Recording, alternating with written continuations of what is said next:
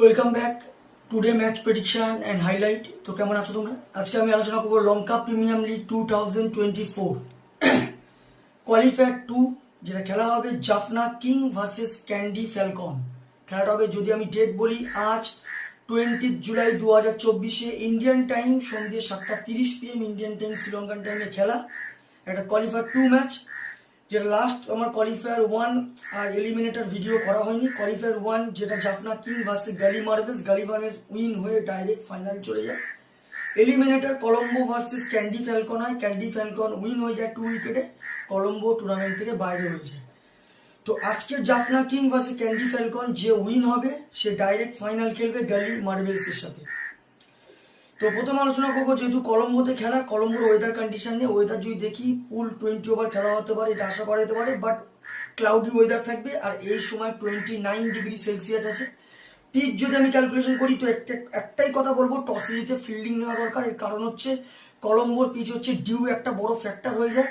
Last দুটো match এখানে দেখা গেছে ডিফেন্ড টাইপের হয়েছে, 123 ডিফেন্ড হয়েছে। লাস্ট ম্যাচ যেটা এলিমিনেটর, সেটাও ম্যাচ ডিফেন্ড হতে গিয়ে ম্যাচ চেজ হয়ে যায়।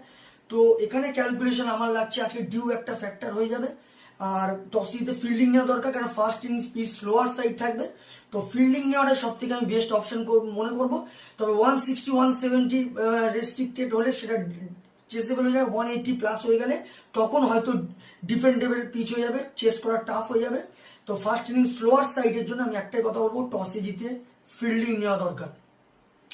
জাফনা কিং এর যদি আমি প্রেডিক্টেড 11 দেখি, Kusal Mendis wicket keeper, Pathum Nissanka, Avishka Fernando, Rilee Rossouw, Charith Asalanka captain, Azmatullah Omarzai, Dhananjaya de Silva, Fabian Allen, Anuja Sahan, Asitha Fernando, Tabraiz Samsi.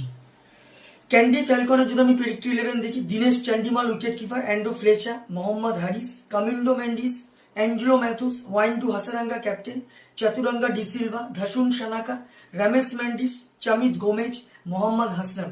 দুটো টিমের আমি প্রেডিক্টেড 11 বা প্রবাবিল 11 বলেই দিলাম। লাস্ট ম্যাচ যদি দেখি, জাফনা কিং লাস্ট ম্যাচ গালি মার্বেলসের সঙ্গে কোয়ালিফায়ার 1 লস্ট হয়ে আছে। জাফনা কিং এর লাস্ট ম্যাচ সব থেকে হাই স্কোর করা আভিস্কা ফার্নান্ডো 52 রান। আর যদি বোলিং পারফর্ম দেখি, সব থেকে উইকেট টেকার ইকোনমিক বল করে তাবরেজ শামসি 27 রান দিয়ে 1 উইকেট নেয়। ক্যান্ডি ফ্যালকন যদি লাস্ট ম্যাচ দেখি, সব থেকে হাই স্কোর করে কামিন্ডো মেন্ডিস 54 রান। আর যদি বোলিং পারফর্ম দেখি, সব থেকে উইকেট টেকার ইকোনমি বল করে মোহাম্মদ হাসনান 24 রান দিয়ে 3 উইকেট নেয়। তো যাই হোক, Jaffna king versus candy Falcon দুটো টিম যদি পার্সেন্টেজ ক্যালকুলেশন করা হয়, আমি এখানে 50-50 বলবো। তো আমার ক্যালকুলেশন এখানে match winner Jaffna king win this game, Jaffna king এই ম্যাচ জিতবে। টপ ফ্যান্টাসি পিক যদি কারা কারা এই ম্যাচে পারফর্ম করতে পারে, জাফনা কিং এর যদি টপ ফ্যান্টাসি পিক দেখি, Kusal Mendis, Rilee Rossouw, Charith Asalanka, Tabraiz শামসিকে টপ ফ্যান্টাসি পিকের মধ্যে রাখবো। ক্যান্ডি ফ্যালকনের যদি টপ ফ্যান্টাসি পিক দেখি, দীনেশ চান্ডিমাল, অ্যান্ডো ফ্লেচার, কামিন্ডো মেন্ডিস, ওয়াইন্টু হাসারাঙ্গাকে টপ ফ্যান্টাসি পিকের মধ্যে রাখবো। রানের যদি এখানে ক্যালকুলেশন যদি আমি দেখি, তো জাফনা কিং যদি এখানে ফার্স্ট ব্যাট করে, তো আমার ক্যালকুলেশন 170 থেকে 180 করবে, যেটা 15 কি 20 রানে জাফনা কিং ম্যাচ উইন হবে। ক্যান্ডি ফ্যালকন যদি এখানে ফার্স্ট ব্যাট করে, তো আমার ক্যালকুলেশন ক্যান্ডি ফ্যালকন 150 থেকে 160 মধ্যে রেস্ট্রিক হবে, যেটা 5 কি 4 উইকেটে জাফনা কিং ম্যাচ উইন হবে। তো ভিডিওটি ভালো লাগলে লাইক করো, শেয়ার করো, কমেন্ট করো আর সাবস্ক্রাইব করো। বাই।